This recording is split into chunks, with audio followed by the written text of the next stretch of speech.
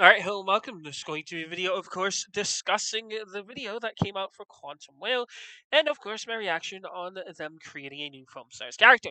Now, I have not watched this video at all. The previous one I did beforehand, but this one I have not.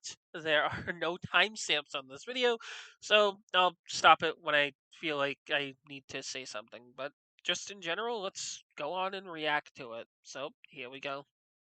With 12 characters in the game now, it's uncertain if Foamstars is ever going to get a new character. Regardless of if it will or won't, I think it would be interesting to try to design one.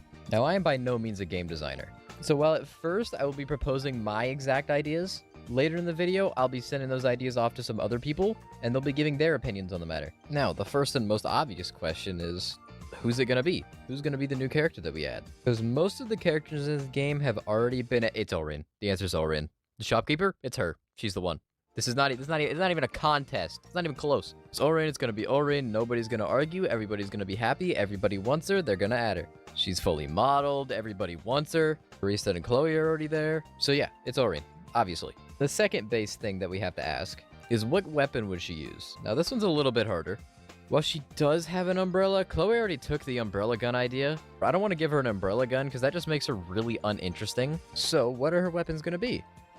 Dual wield katanas, baby. Fucking slash and fucking slice and dice. You fucking dual wield katanas. See, her umbrellas are... Okay, so 100% immediately, based, by the way, for including the original Bakugan 2006, I believe 2006, 2007 game, the menu music. Absolutely based for that. And already dual wield katanas. What an interesting choice. Glad it's Orin, to be honest, because it's like a clear direction. But yeah, so far, I'm very, very intrigued. So let's continue. basically gonna morph into katanas, and she's gonna go fucking ape shit. Now, there's actually a reason I chose this. Since the name of her store is Akimbo Akindo, it would only make sense for us to give her dual wield something. Now, the Akindo's logo has dual wield pistols, but that doesn't really fit the idea of Foamstars. And even if it did, we already have two dual wield fully automatic weapons in the game, and I don't really think dual wield semi-automatic weapons fits Foamstars very well. That just doesn't seem like something they would add. And of all characters in the game, she is the most stereotypically Japanese. She is the stereotypical Japanese lady of the game. So let's give her a stereotypically Japanese weapon. Katanas are very stereotypically Japanese, and her store is Akimbo Akindo, so we give her a stereotypically Japanese weapon. We give her two of them because her store is called Akimbo Akindo, and also it's fucking awesome. And I just really like the idea of the character who's usually really chill and calm suddenly deciding to break out dual-wield katanas and absolutely go insane on everybody. It's just a really cool idea. Not to mention that she has flames and stuff all over her attire, so it's not that out of place. She seems like she would have a bit of an intense side. So with that out of the way, let's dive into specifics on how these katanas are actually going to work. All right, so before they go into discussing the weapon, I'm gonna make my own assumptions on possibly what may be in this video, um, just based on what Quantum has said previously. Flames erupting, possibly a transformation similar to how, what's its name, Kiriko from Overwatch has it with like Suzu, and Suzu being the fact that it can transform into this like, you know, Torii gates and allowing this Torii gate to pursue and give people speed and give people damage up and such, and it being like a supportive ability. Now we have support characters in Foam Stars already. We have Barista, who's a support character. Bubblo's a support character. Melty, I guess, can be called a support character if you really think so. But in my opinion, I feel like that might be the direction that I would personally go. But I guess I'll discuss my full things after the video because I've already stopped twice and it's only 2 minutes in. So let's continue. So, let's lay out the groundwork of exactly how these katanas are going to work. I'm going to begin by explaining what they do in simple terms, then afterward we'll dive into the numbers. So obviously these swords are designed around point-blank combat. However, that begs the question, how exactly is she going to be able to foam? Since foaming is such a vital component to this game, we do have to give her an option to foam. And I think the way that we can do that is make it so that when she slashes her sword, blade beams, we'll call them, will come out of the sword. Meaning pretty much a beam of light will shoot out in front of her, and that will be what causes her foaming. That beam of light will put her color's foam on the ground, and then destroy the enemy team's color foam. It'll be similar to Soa, where obviously Soa's a terrible foamer, but at least she can do it. So now when it comes to reloading, I actually had two different ideas. And since I'm not so sure about which one I like more, I'm going to leave that up for the other people in this video to decide. So idea number one is make it so that she doesn't have to reload the swords at all, but she does have to reload the beams. She can keep slashing forever, however she still has to reload if she wants any chance of putting any foam down and chasing anyone. Or my second idea was to give her really bad liquid capacity. It'll keep her from going on crazy rampages if the enemy team doesn't know that she's there. However, it doesn't make as much sense, since you really wouldn't have to reload swords. But in theory, we could just make the excuse that the umbrellas ran out of power or something. And it wouldn't necessarily be too out of place if we did that.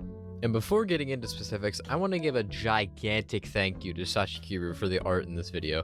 This video seriously would not be anywhere close to as good as it is without her, so a gigantic thanks to her.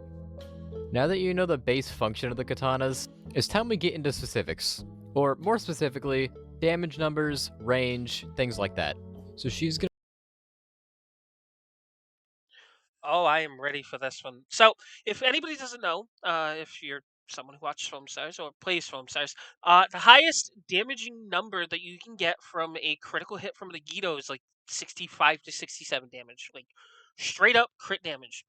There are only two characters that have a crit damage mechanic in the game.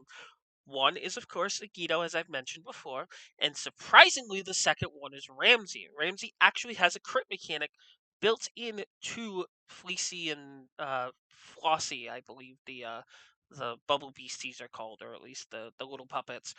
They have a crit mechanic as well. They've gone through multiple changes. They had 15 damage, then it went down to 10 damage, and I think like now it's what 12.5, I think from like the latest patch. Yeah, they nerfed Ramsey a lot, or like adjusted Ramsey a ton. They were a major issue in the game. But in general, I'm quite intrigued to see how it happens. Like the average damage is like 17.5 for like a projectile, but the lowest is, like I said, Ramsey at like 7.5 from like super far away. But I'm genuinely curious on how this is gonna go. gonna swing the swords extremely quickly, with about 10 slashes per second, and each swing is going to do 15 damage, which gives her a DPS of 150, which is the highest DPS of any character in the game. But the trade-off for this is that her range is gonna be about 1/3 of the crit range of Agito, meaning you have to be right next to your opponent to do that damage. But if you do manage to get next to your opponent, they're pretty much gonna evaporate. Also, while she's swinging the sword, she's going to move a lot slower. Well, yes, every character in the game moves slower while they're shooting. She's gonna move much slower while swinging the swords, like Bublo alt levels slow. So it's actually gonna be a bit difficult to take advantage of that high level DPS. Now, you still might think that DPS number is too high, but that's for the other people in this video to say. Remember, this is not final. Nothing I say here is final. Multiple other people are going to give their opinions on the matter, and if they all think the damage number is too high, then we'll lower the damage a bit. Now, the blade beams, as previously established, would be her main way of foaming. These beams would move about as fast as a quaff missile, they would only do 5 damage, and their range would only go out about as far as Ramsey's critical range. Meaning that while yes, these beams do have 50 DPS, which is more DPS than some entire characters, the range and projectile speed would make that really hard to actually take advantage of. Now, it's possible that 50 DPS is way too much, but it definitely doesn't even take an entire second to get out of the range of the blade beams, so if you do manage to die to it, that's kinda just on you. Her reload speed would probably be similar to Ramsey's. Definitely not fast, but certainly not slow either. Now, yes, I am aware that nothing like this is currently programmed into the game. This would be a very difficult thing for them to implement. However, it's Auron, a character so many people have been fervently asking for. They've got to put a little bit of extra love into her character. If there's any one character that will get extra love put into them, it's got to be the character that they've made us wait so long for. So that's everything to do with her main weapon. But that's only one piece of the pie when it comes to characters. So I'm gonna lay into it. That's honestly not too bad. I'm glad that Quantum actually went into discussing the crit mechanic because the fact is the crit mechanic is like one of the highest damaging numbers in the entire game. 150 TPS. I know, like they said, they're gonna have multiple people talking about it, but like I said, I'm reacting to it, so I'm gonna say it right now. The damage is quite a lot. Bublo, I think, has one of the largest DPS in the entire game, especially in Golden. With the liquid reduction, it's kind of ridiculous, considering of that. And I'm glad they sort of talked about as well the possible liquid reduction on that one. But you saw how much adverse effect it had on, I believe it was Ramsey when Ramsey got their liquid nerfed for an entire season in Diamond Jam, and Ramsey was not played throughout the entire season. I guarantee you, I probably saw like 3 or 4 Ramseys while everybody else went solo. No one wanted to touch the little Ram. But once the liquid came back and the damage came back, now you're seeing Ramsey literally everywhere on ladder. So if Lauren had that and didn't have liquid reduction and had this type of DPS, it would be absolutely bonkers. They would be by far the best character in the game, but hasn't that happened with every single character when they came out? I know people are saying when Quaff came out, Quaff was extremely strong. They thought Melty was one of the worst characters in the entire game. Koyu was going to be quite the monster in the fact that they were very skill based, but then they ended up falling off once they had that chance. Ramsey, we've talked about at length probably, and everybody knows that Ramsey was one of the most broken characters in the entire game when they came out. And Bubbalo, even at the moment, once they got their buff into Diamond Jam, Bubbalo was sort of an okay character, but currently at the moment in was it Soulful Hour, Bubbalo is still quite strong. Again, the liquid reduction is something else. So I do like the specifics on the weapon already. I'm genuinely curious about to see what the skill sets is going to be. So now we're gonna move on to her abilities. The first ability that we're going to talk about is going to be what happens when you press L1. And this ability is called Skyblade. Upon pressing L1, Lauren sticks her sword out in front of her and launches herself up into the sky. If an opponent is hit with the initial stab, they will fly up with her. The stab's range is only slightly larger than the normal range of her katana. If no more inputs are given, she will slam back down onto the ground and be stuck in end lag similar to that of Cosmic Dive. If an opponent is up there with her when she comes back down, they will fall back down with her and get launched away. Both the launch up and the slam down do 25 damage, meaning if you hit the whole combo, you will end up doing 50 damage. However, it'll be really hard to take advantage of your low health opponent because they've been launched way far away out of your effective range. That, coupled with the fact that she will have as much end lag as Cosmic Dive has, minus the wall of foam that Cosmic Dive makes, means that this move is not necessarily safe to use. However, if the button is pressed again in midair, instead of slamming back down, she will turn her katanas back into umbrellas and then glide around. This glide will last as long as the player wants. However, she will always be descending, meaning she cannot stay in the air forever. If an opponent was launched up with her when she uses this, nothing happens to them and they fall down harmlessly. This umbrella move will end up being her main method of mobility. Though not particularly safe because she can't attack while in midair, it will allow her to go over piles of enemy foam that she would not be able to get over otherwise. That, or allow her to sneak up on people by landing on top of them. However, it's extremely telegraphed and easy to notice, so it probably won't work that often, which is a part of the balancing factor. Since her DPS is the highest in the game, we do not want to give her a mobility move that's really easy at getting you into the fight. You need to work for it. You need to work for that damage. You can't just have a free mobility tool like Bubble Step, get right next to people, and then immediately kill them. But we do have to give her a mobility tool still, because otherwise it would be completely useless to play as her. But it's a mobility tool that you have to work for, and that's why I designed it this way. In the slam back down, think of it like Kirby's up special or Cloud's up special from Super Smash Bros. It not only gives her an offensive ability, it also gives her a mobility ability. Putting both of those in one, I think, is a very good idea. However, maybe it'll need some tuning. I'm not sure. We'll leave that up to the other people. And I didn't know where else to say this, but additionally, upon slamming into the ground, she will send out one large blade beam in front of her. I made this decision mostly as a slight amount of protection from when she lands, and also so it's a little bit of a foaming option. It's definitely not good at it, but at least it'll do something with that beam. However, that beam is unable to connect with an opponent that was launched from the original attack, because I'm making the beam do 20 damage to anyone it hits, and I really don't want to give her a 70 damage combo. That would be really annoying. I know 50 damage is already annoying, but it's pretty hard to do safely. You pretty much have to single someone out, which means it's not really that overpowered, because if you have someone singled out, you would just want to attack them normally anyway. And if you don't have someone singled out, you're probably going to die upon landing because of how much end lag and how unsafe it is. So despite the high amount of damage and high amount of knockback, it's a very risky move to go for, unless you use the mobility variant, in which case it's still pretty risky because you are without your weapon in the sky like a sitting duck. If a melty spots you, you're probably going to take a lot of damage. So while on paper it seems like a really good ability, in practice I don't think it'll be that oppressive. However, as I've said before, this is not final and changes could be made. So we will see what this ends up looking like once the other people have made their decisions. All right, so I'm gonna say my thoughts on it as well. It's just a better jet dive. You know how quaff dive is like that. Quaff dive is a better jet dive. This is just a better jet dive as well. Again, having stun. Many characters in this game have stun. Uh, Orin would possibly have stun in this example. Jet has stun when you end up landing on them with Cosmic Dive. Quaff Dive has two different forms of stun in the fact that you get it on the initial dash up, and you could also combo it once you press the input again to then slam down and get another amount of stun, and then just shoot them and chill them. It's very simple. Jets is a little bit more clunky. They have tried to make it a lot better in recent updates, in the fact that you do travel a lot more, even with the input variant, to try and hit opponents and then get two shots and chill them. So this one does seem interesting. Again, 50 damage would do 25, so 50.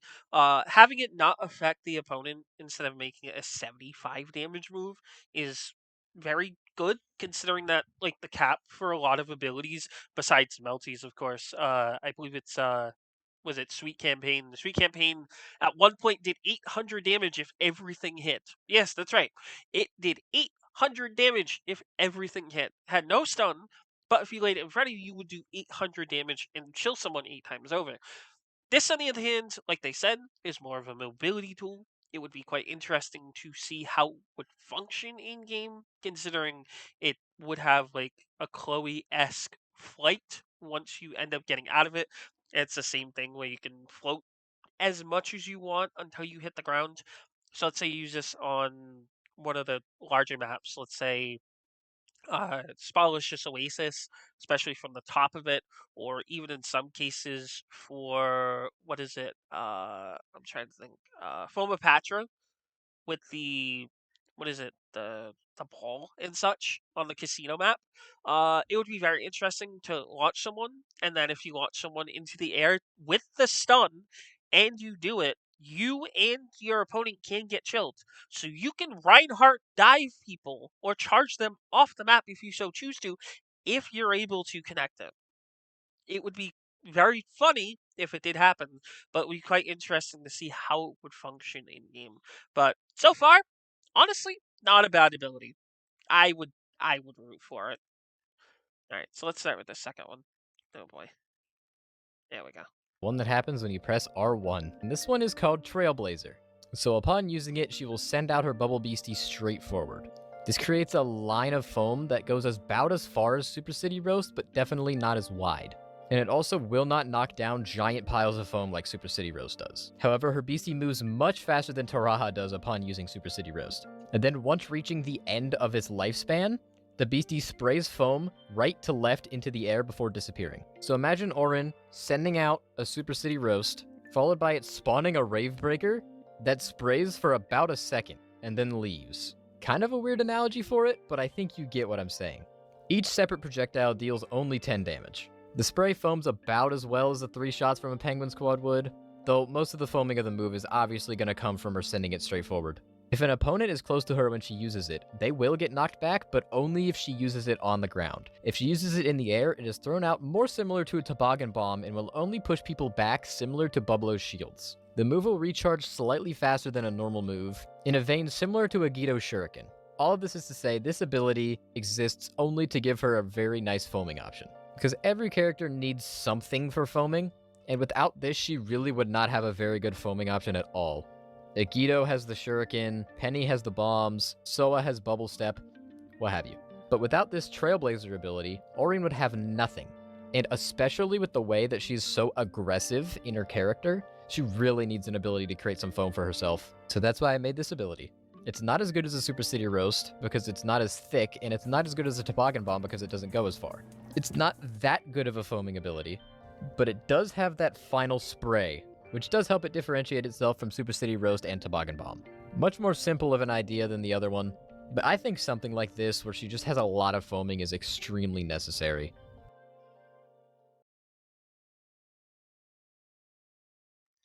All right, so I honestly have to discuss this one as well, mostly because the fact that Super City Roast was probably said the most times that it would be in this entire video.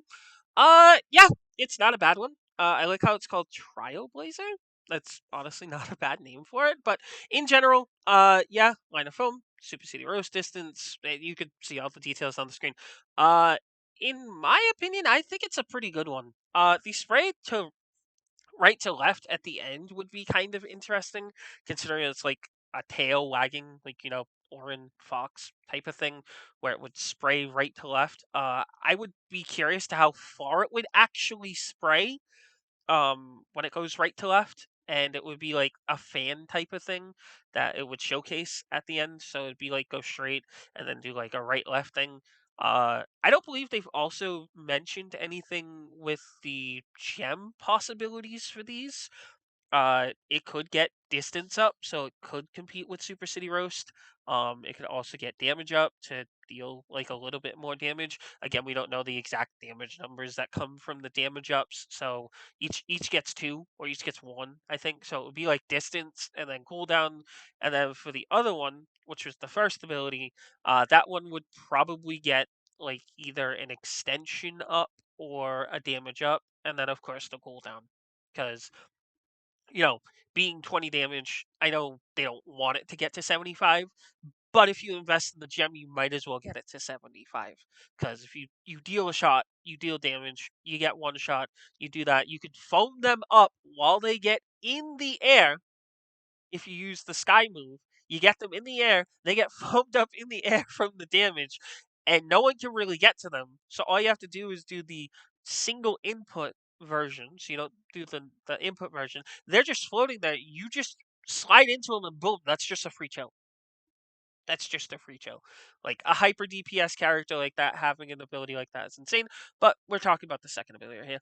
Uh, it's honestly not a bad one. It's a shorter Super City Roast that doesn't clear foam. And honestly, it keeps Burst's identity. Again, it also makes sure that Orin still has, a foaming option as every character has.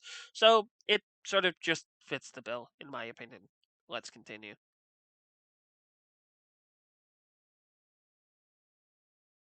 Just has a lot of foaming, is extremely necessary. And now her SSS ability. This one is going to be called Firefight. Orin looks into the air, clashes her swords together, and summons a large version of her Bubble Beastie. The Beastie will start to follow enemies around, similar to Thanks GG, and it also moves much quicker than Thanks GG. However, upon getting close to an opponent, it fires a ring of foam at them. Upon shooting the ring of foam, the Beastie will begin to target somebody else on the other team. If the ring of foam hits somebody, it does 20 damage, puts a ring of foam under the victim. It's about as large as a Spiky Beats explosion.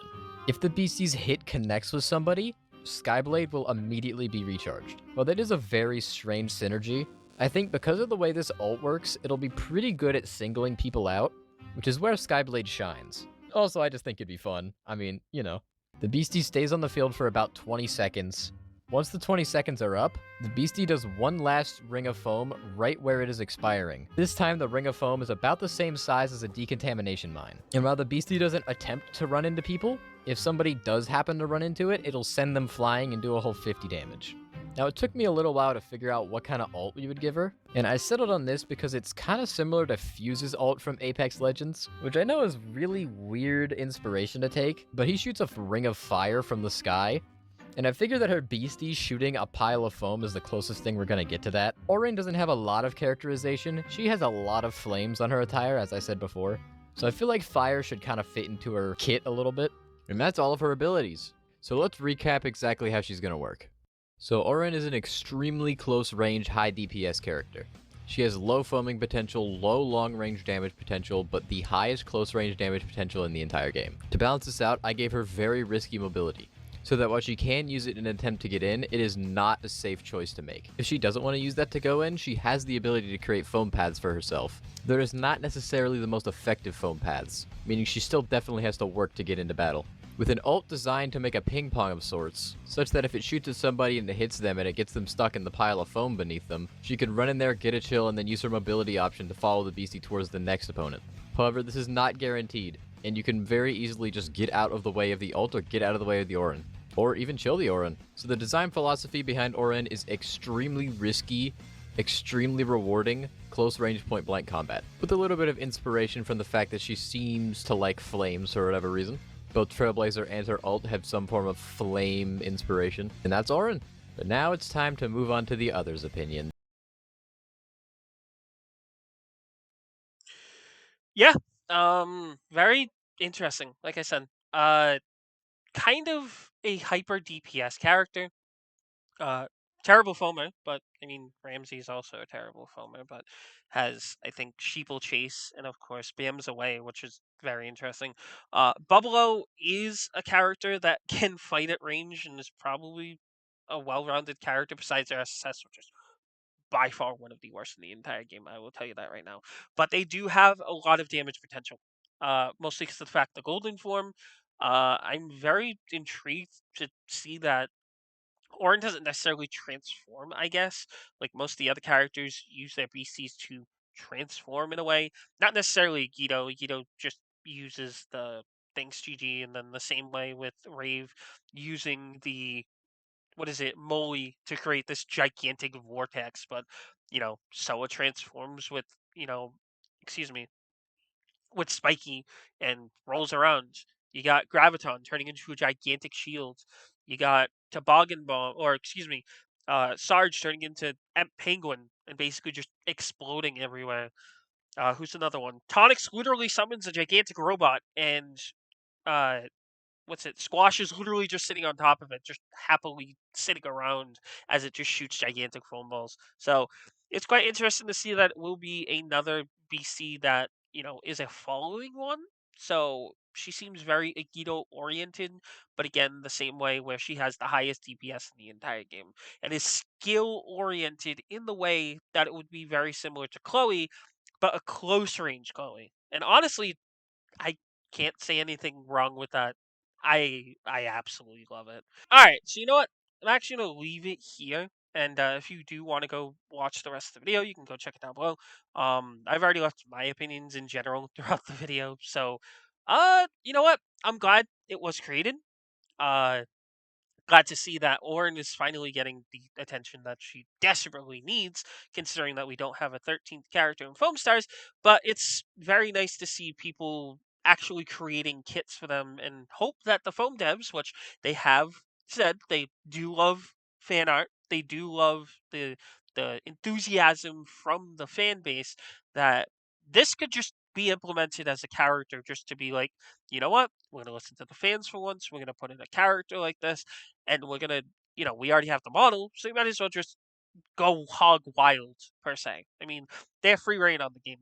Square Enix is, still publishing it, but it's not a PlayStation game anymore. They lost the license as of August 6th. So it'd be quite interesting to see how it works out. But again, if you did enjoy this reaction to, of course, the creation of a foam star Orin, you can of course leave a like, comment, subscribe. Make sure to check the description down below for the Foam Stars official Discord, or excuse me, the Foam Stars community Discord. And of course, go check the Twitch. So again, thank you so much for watching, and I will see you guys later.